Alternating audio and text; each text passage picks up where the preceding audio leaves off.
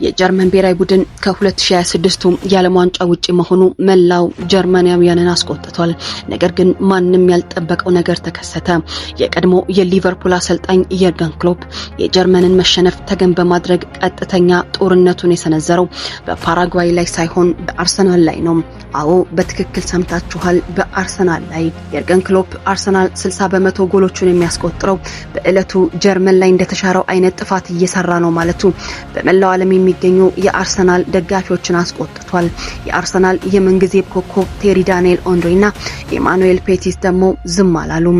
ክሎፕን አፍ ለማስያዝም ወደ ኋላ አላሉም። I have no idea, no clue why he links, what happened yesterday with Arsenal.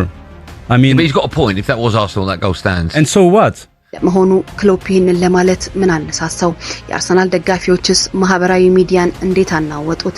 እስከ ቪዲዮ መጨረሻ ድረስ አብራችሁን ቆዩ። ሰብስክራይብ፣ ሼር፣ ላይክ በማድረግና ሐሳባችሁን ማጋራትም እንዳትረሱ። ሁኔታውን በደንብ ለመረዳት ወደ 2026 የዓለም ዋንጫ እንመለስ። ጀርመን በፓራጓይ 1-0 እየተመራች በነበረችበት ወቅት ተከላካዩ ጆናታን ታ በግሩም ሁኔታ በጭንቅላት ጎል አስቆጥሮ ነበር። በስታዲየም ውስጥ የጀርመን ደጋፊዎች በደስታ አበዱ።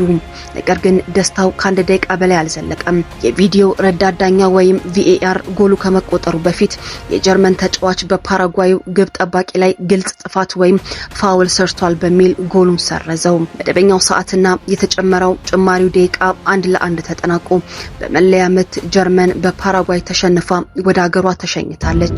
በጀርመን ማጀንታ ቲቪ ስቱዲዮ ውስጥ ተቀምጦ ጨዋታውን የተነተነ የነበረው የርገን ክሎፕ ግን ቁጣውን መቆጣጠር አልቻለም ነበር።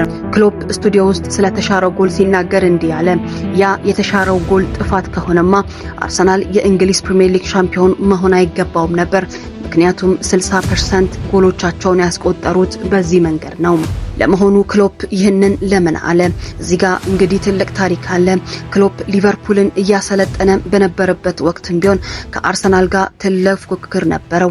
በተለይ አርሰናል በቆመ ኳስ አሰልጣኙ ኒኮላስ ጆቨር አማካኝነት የሚያስቆጥራቸው ጎሎች በሊጉ ተከላካዮችንና ግብ ጠባቂዎችን ክፉኛ ሲያስጨንቁ ቆይተዋል። የአርሰናል ስልት ግልጽ ነው።